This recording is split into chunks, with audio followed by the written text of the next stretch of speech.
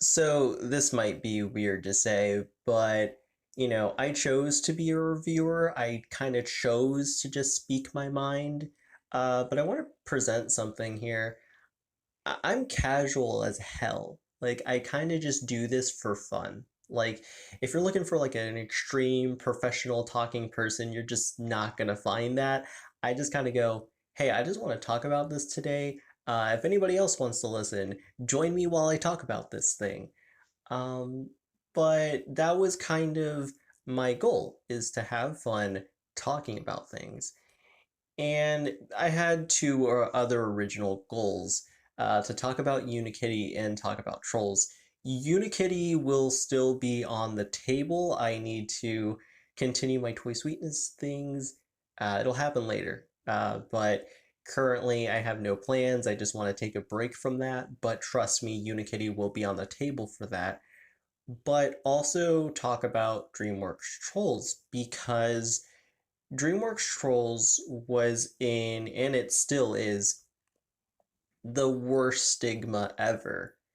And I wanted to help Trolls fans realize that this is a niche and people enjoy it. And I wanted to kind of present that so then that way, fans didn't feel weird that they enjoyed the thing that they enjoyed.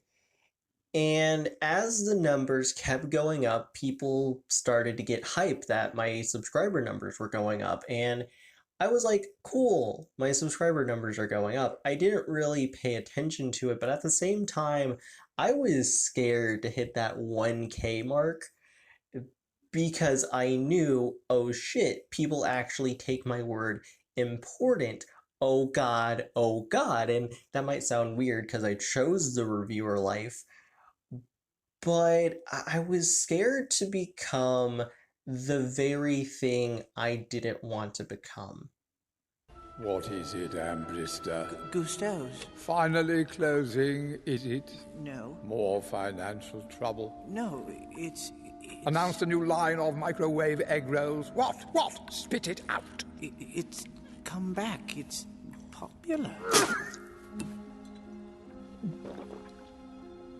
I haven't reviewed Gusteau's in years. No, sir. My last review condemned it to the tourist trade. Yes, sir. I said Gusteau has finally found his rightful place in history, right alongside another equally famous chef, Monsieur Boyardee. Touché. That is where I left it. That was my last word. The last word. Yes. Then tell me, Ambrister, how could it be popular? So throughout the week, people wanted to plug this thing called Animation is for Everyone, and I agree with that 100%. And you saw the title of the video, so this is the part you're looking for. Yeah, no, I agree to that. Really, all of the main studios, Disney, Pixar, DreamWorks, Illumination, 20th Century Fox, you know, all of those, they make, family friendly animation. I know that's like a huge scary thing to say, but it's true. They make movies. I mean, like, what does family mean? It means everybody of all ages, from 0 to 110. Animation is for everyone. But then, you don't have that. On the other side, you have people who want to make, for example, DC animation. On one side, you got like a kid Batman show. On the other side, you got yourself a teen and adult animated Batman straight to DVD movie. So, yeah, animation is for everyone. And yeah, it is what it is. But when it comes down to your nearby animation reviewer or your random person who likes animation on twitter.com, this is just more of a suggestion. So for me, when I saw this, I was like, this is the most hypocritical bullshit I have ever seen.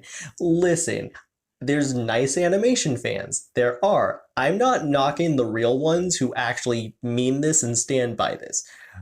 But trust me, by tomorrow or Monday or a couple weeks from now, this statement is going to be looked at nothing more than a mere suggestion.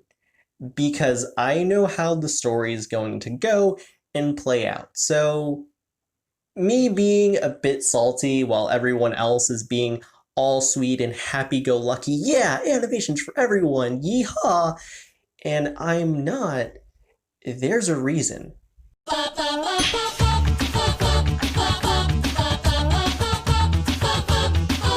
Yeah, looking at that title nowadays seems a bit weird, seeing as how Fanboy and Chum Chum became pretty popular over the summer. But, and I want to present this, that's kind of a blessing. Fanboy and Chum Chum has now kind of been looked at in a different eye thanks to this summer. Here's kind of the sad part about that. And it's kind of like the best thing about media is like one thing that like was like not popular back in the day is like looked at completely different is like, oh wow, this is amazing now. You know, that's a blessing, that's amazing, and that's really a blessing to the creator. But here's kind of the thing though. Back in the day, there's pretty much two sides really. You don't like Fanboy and Chum Chum, you were angry at the product Nickelodeon has produced, and you're like, yeah, you know, hey, I just don't like this. Here's my perspective, and here's probably ways to get better. Or you don't say that, but you're like, yeah, I generally don't like this thing.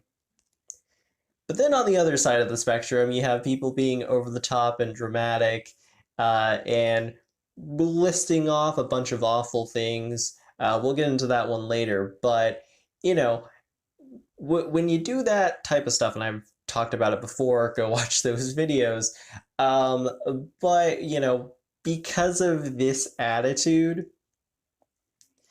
it kind of lingered for the show, and because of that bad rep, that side has kind of been the go-to, and that is, it's a shame because the person who has general concerns didn't like the product they were given, and they were blunt and honest, and they were just straight up as hell, but they weren't rude or anything like that.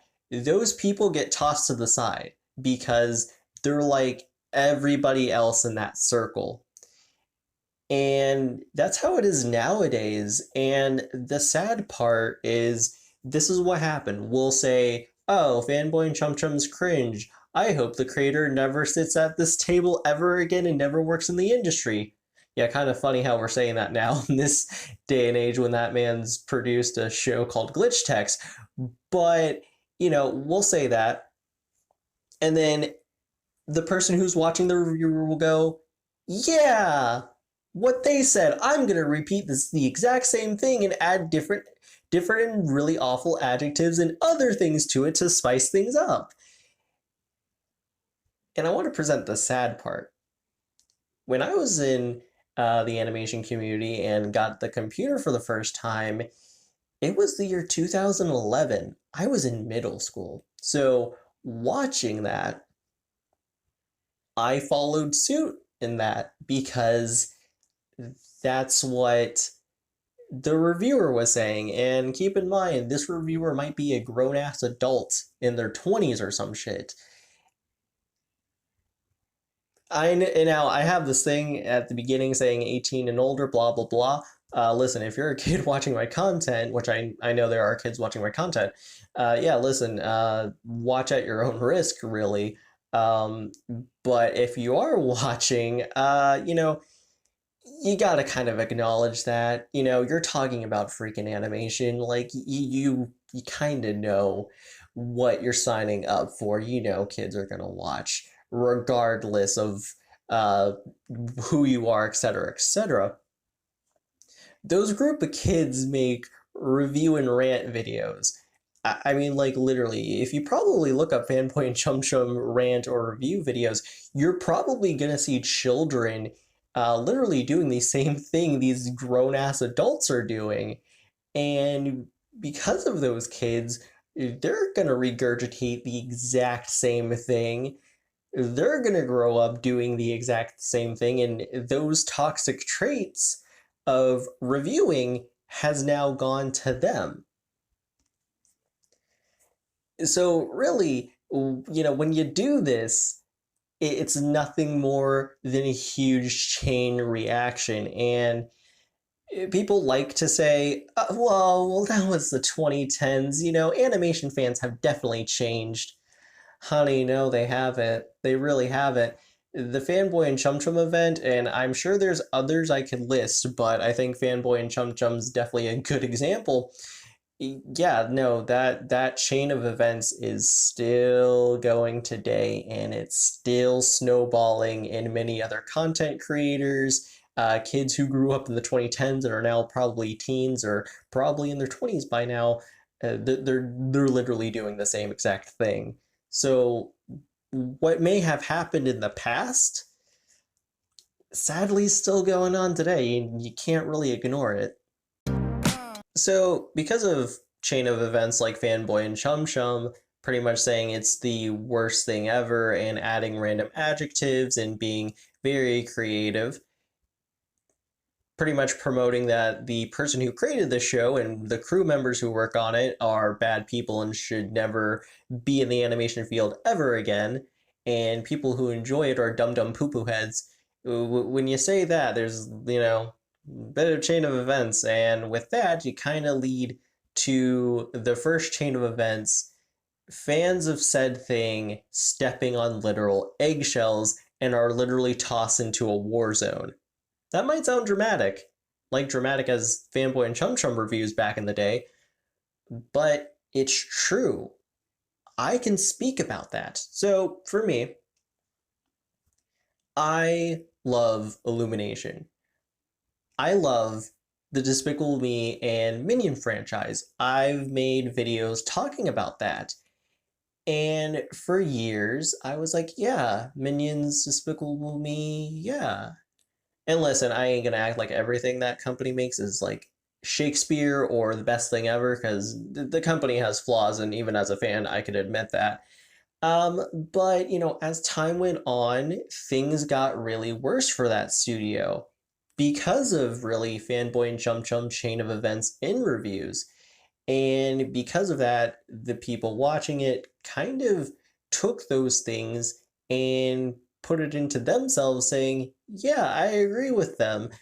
And because of that, people who enjoyed it, the atmosphere became the worst thing ever. So for me, I straight up became a two-faced liar.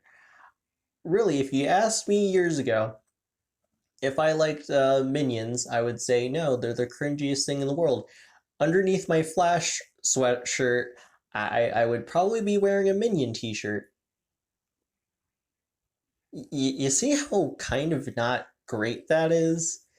Like, that's not good. That's not healthy, and it might be just random, animation media, but for me, I have a very special attachment to that, to Minions, Despicable Me, and Illumination. For me, it represents family and really good times I had with family, and even family members who are long gone out of my life now.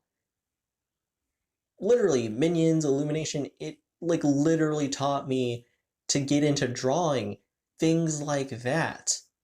But I had to hide that because of really the Fanboy and Chum Chum chain of events. I had to hide that. I had to lie. That's not healthy. That's not okay. What did she say? So whenever animation fans see that meme of like Steven's head and then just duplicated on like Gumball and then like Star, and it doesn't look right, or making fun of people who say, oh, this is nothing more than SJW Tumblr art style and things like that, people laugh at that and they're like, that's toxic as hell. That's no good. And it's true, that is no good. Now, I don't know how many of y'all actually seen their videos. I don't recommend it, but you got fools like Clownfish TV and other people being homophobic, sexist, ableist, and a bunch of other things. Just because animation fans haven't jumped that deep end quite yet, there are people in this community that actually do that. But let me remind you, it may not be on that level of that awful and toxicness, but I want to present something. That's what this shit could lead to. You know, you may not be talking about a She-Ra reboot being SJW, let's call the creator a bunch of homophobic and other, list of the alphabet of awful things.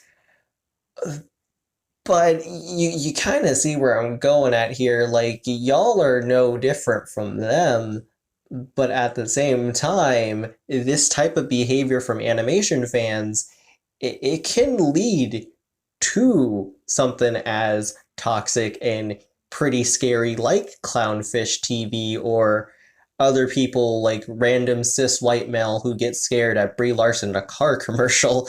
But that shit can lead to it. And I want people to kind of think about the repercussions of their actions when they wish that Illumination Studios gets burned down or they go bankrupt. The Boss Baby is the worst thing ever and stole my animation crops, or make fun of random fans because they happen to enjoy The Good Dinosaur.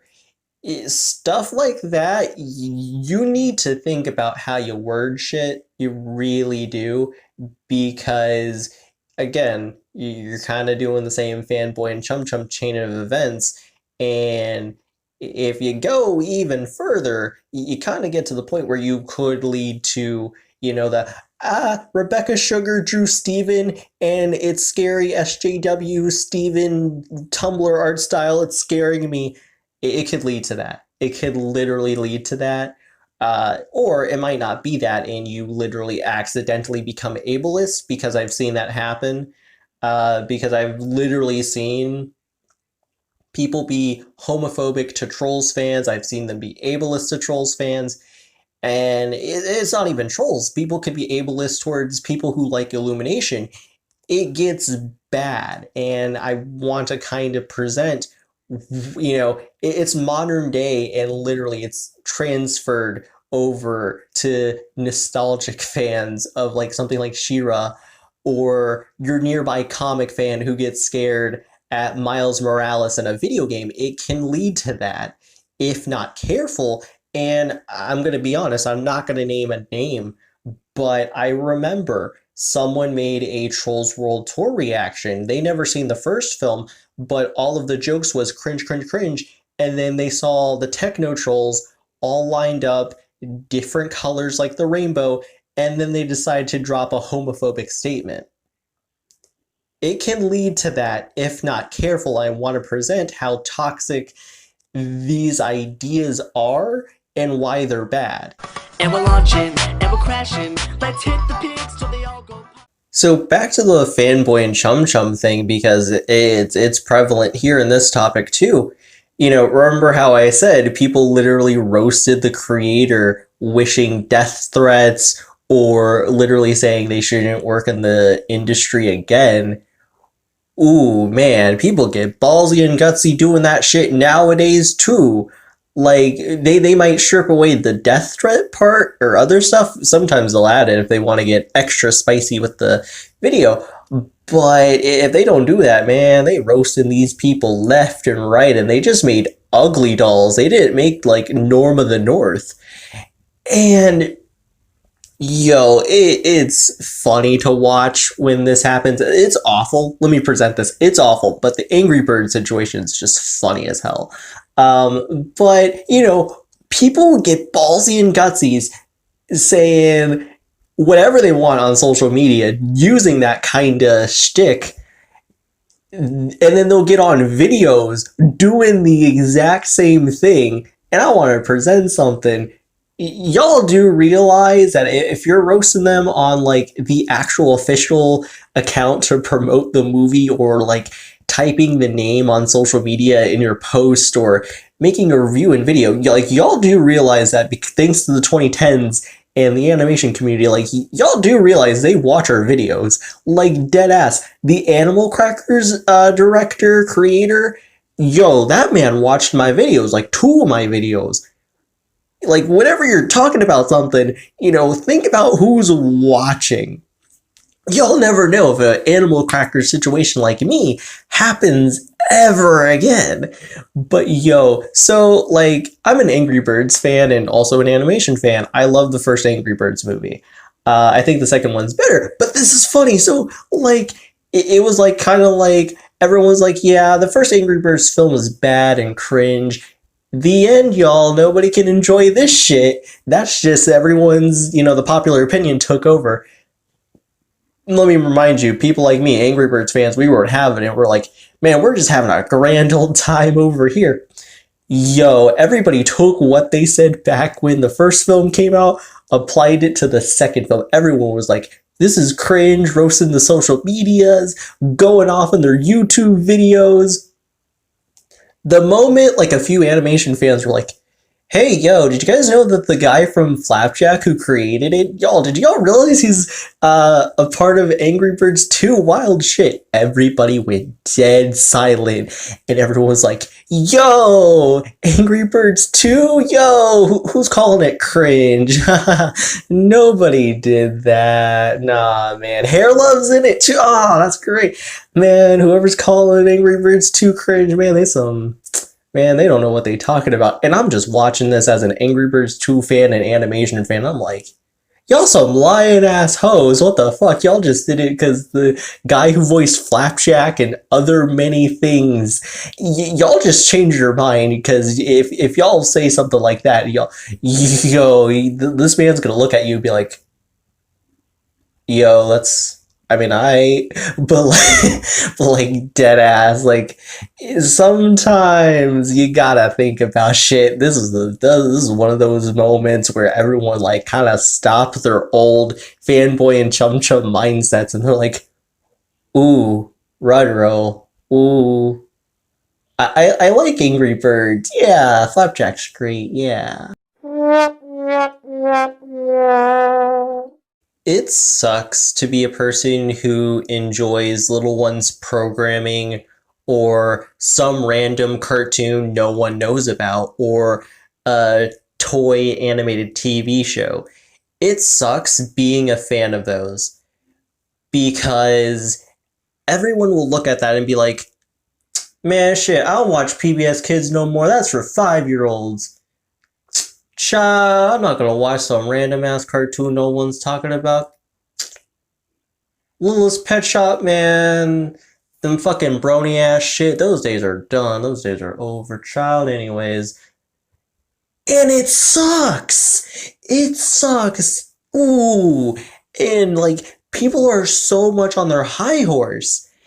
And it's so disrespectful. Because people will either be ableist, homophobic, whatever. They don't give a damn, and they'll bully whoever they want. And even like higher up people in the community have done that to my friends. And it's awful. It's bad. Like there's no other way to describe it. And it's like, people need to be open-minded. Give Little One shows a chance. Give toy shows a chance. Give a random-ass cartoon you never heard about that came out in, like, fucking Mexico or some shit. Y'all need to be more open-minded, and no one is. And they're so willing to just randomly bully people, and it's annoying as hell, and it's bullshit. There's nothing else to say. It is just nothing more than ignorant bullshit.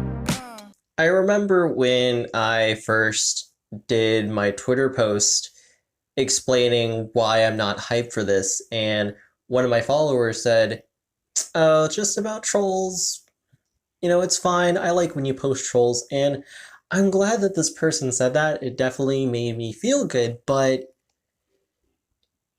It's not just trolls. I wish it was just about trolls and nothing more, but it's so much more than trolls.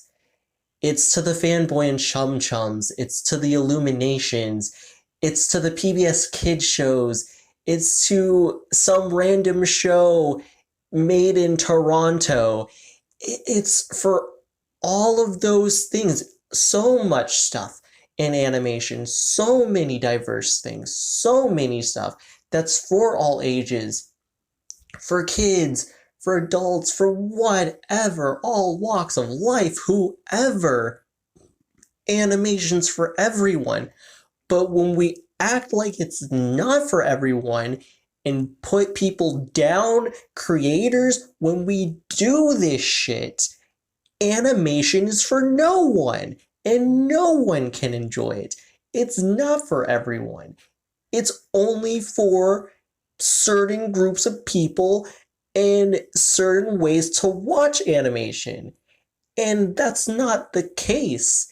And I'm sorry, but I'm just gonna be honest, I'm not gonna make a Twitter post, act all hunky-dory today, and say animation's for everyone when nobody does it. By tomorrow, next month, everyone's going to be doing the same exact bullshit, and then whenever we decide to bring back this whole animations for everyone thing again, it's only going to be for one day and then everyone goes back to normal.